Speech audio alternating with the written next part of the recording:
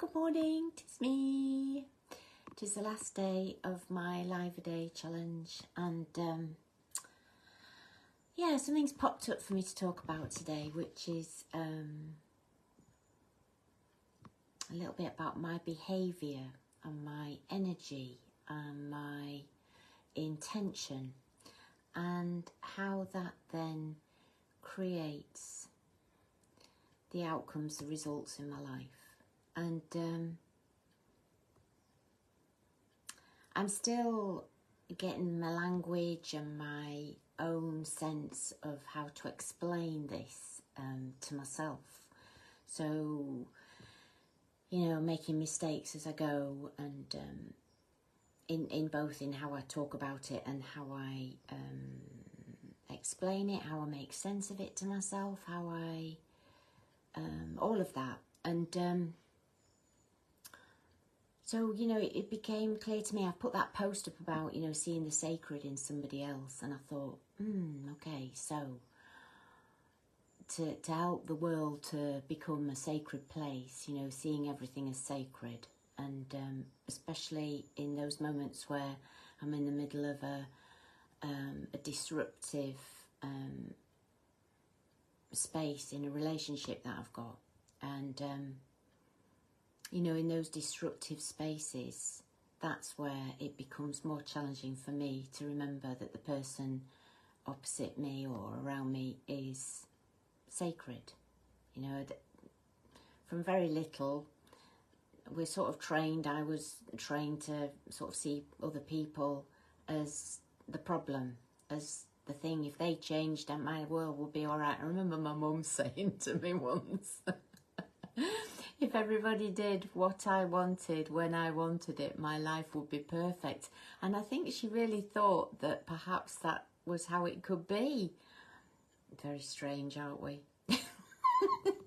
Bless you, Mum, wherever you are. But I also got to see, you know, like at this level of evolution where I'm at, you know, I have to speak up. One day I won't need to, because my energy will do all the talking for me. In some ways, in advanced human beings, words are supplementary. Supplementary. It's the energy that we carry that communicates with people more than our words. I mean, there's a piece of research done that in a communication, like 7% of the message that you send is in the words. The rest is tonality, body language, and that fourth thing that I think of, which is this energetic frequency that we emit. I mean, you walk around, wherever you walk around amongst people, and you, maybe some people can't. I'm one of those people who can suss out where people's energies are, you know, whether they're happy, sad, putting on a mask, being real, authentic, you know, all that sort of stuff. Sometimes I get it wrong, and a lot of the time, you know, I'm correct, you know, although I don't do the survey to check out if I am. But, you know, it works. At some level it works, and that's possibly the only thing that we've got, that this intuitive knowing. And at the level of evolution as a human being that I'm at the moment, I'm still in that language phase of expression. You know, if somebody's being disruptive or manifesting in a way that isn't useful, you know, and it's like, whoa, who am I to say whether somebody's energy is useful or not? And you know, as a coach, that is the conundrum, you know, how to support somebody into their greatness. And you know, I learnt a lot on William Whitecloud's course around giving people feedback, you know, and that's in an agreed setting, you know. People agree to give and receive feedback on what others' perceptions of them are. And that's really challenging.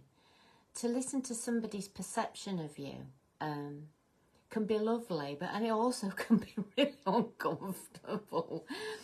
And, you know, and equally giving it, you know, speaking up to somebody's behaviours, you know, when somebody is in a pickle in themselves and you can see some truth that you can feel in them, and there's a part of me that knows I've let that other person down if I don't speak to that. It's almost like I'm enabling and colluding with their behaviour for it to remain the same. When, in my perception, it's not healthy. You know, it's not sacred. It's not life enhancing. And it's difficult because who am I to tell somebody that they're screwing up, or that if they keep doing that way, it's going to end up more difficult for them down the line. And I guess we've all been there, you know, and there is a sense of that somehow you've let yourself down and the other person down by not speaking up to a behaviour like that. Colluding, condoning, enabling, all of that stuff. And they move on thinking that it's okay that the way that they are. It's big stuff, is this? You know, it's like... And then there's other people who I feel have got a little bit more energy around them that, you know, they probably don't mix, you know, they don't attract in people with that particular vibration. Because I see us all in different vibrational pots, and we're all, like Jeanette Kishore would say, that there's no other. We're all just the same. We're all connected. And it is a bit mind-blowing, all of this, because we've been brought up to think that we're separate and that what we do is what we do, and that lovely phrase, what you see is what you get, you know, and people think that their personality's carved in stone. And so there's all these different, and I don't want to say levels, more like areas of where people are at and their level of self-understanding and self-inquiry and self-exploring. You know, and the magical mystery part of life, you know, that part of me that knows that somewhere probably in my unconscious, I'm still creating results because those beliefs are still in my unconscious and I haven't actually hoovered them up into my consciousness yet.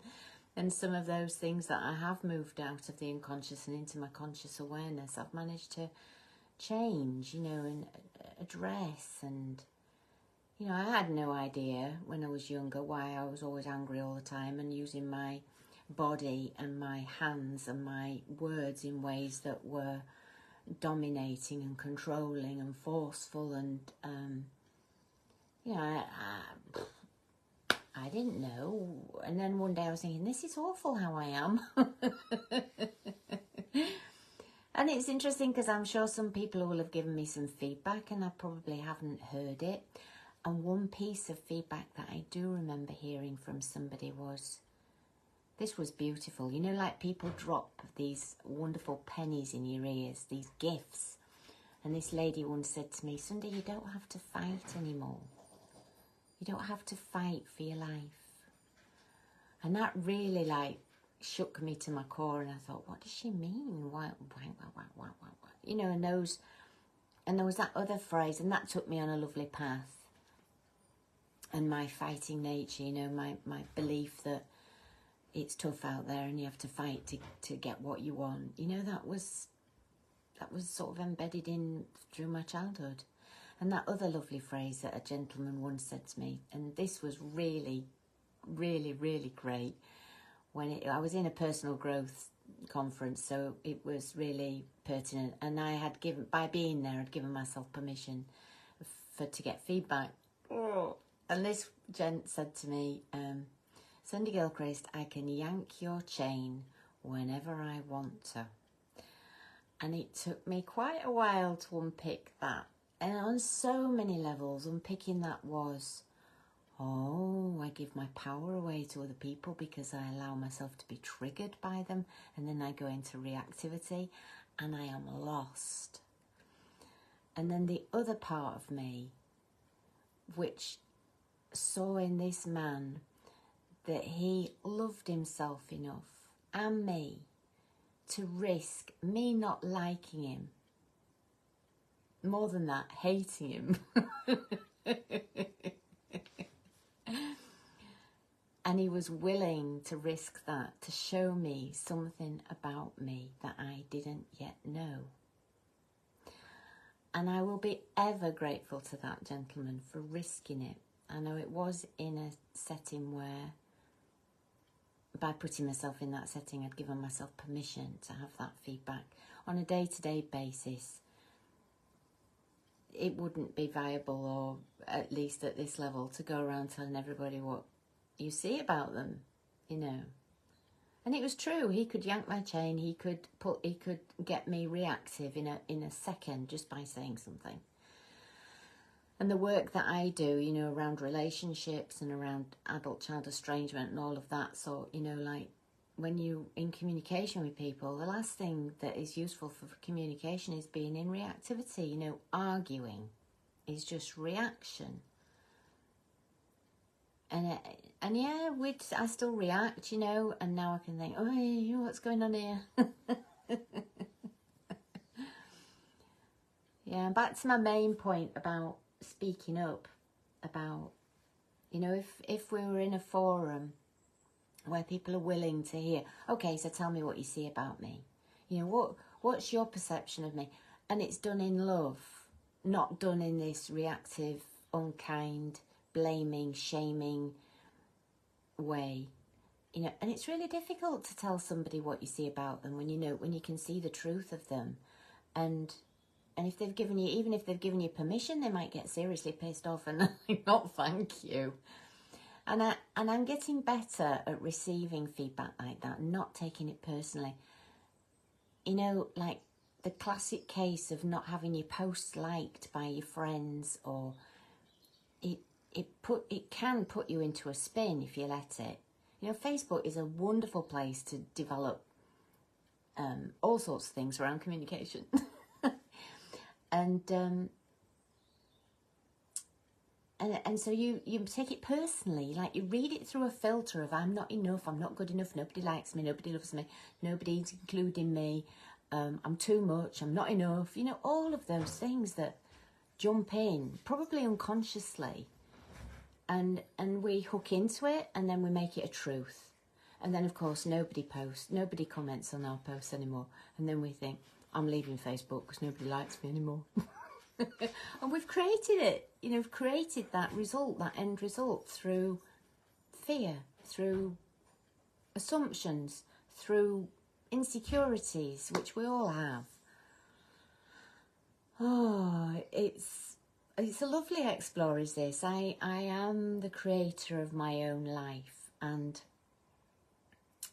I'm the author, the director, the main character, the cameraman, camera person. God. And then there's other things. I mean, if you could say that nothing happens in life, you know, and people say, of course things happen. Well, actually, do they? You know, there's no accidents. Everything has a purpose, meaning, synchronicity. To see it that way is really challenging at times. You know, if you get an illness and you think, oh God, have I created this? Well, I suppose on some level, yes. And then if you can create it, you can obviously get rid of it, create your healing. You know, it's a very empowering way of looking at life. It takes work as well, and I think that's probably why people perhaps prefer to think that life's happening to them. You know, it's at the effects of it. Oh, look what's happened again. Why does this keep happening to me? I'm being a bit, sorry, that was a bit unkind. Because I do it too, you know, it's like, oh, not again. You know, that sort of thing. And I do think that there is this third force, this energy, this global energy, this beautiful, magical thing that we've labelled as God and other things, that actually delivers what we need to grow as human beings. And it's not an easy, or it can be very empowering to think that way. And I suspect that certain personalities embrace that more, especially people like me who like to feel that they're in charge and in control and all that. It's very empowering to think that, okay, I realise I can't control anything or anybody else. I can only control me. I can only be in charge of me. Control is perhaps not the right word. In charge. And then sometimes I'm not in charge, so then I make myself be in charge of not being in charge.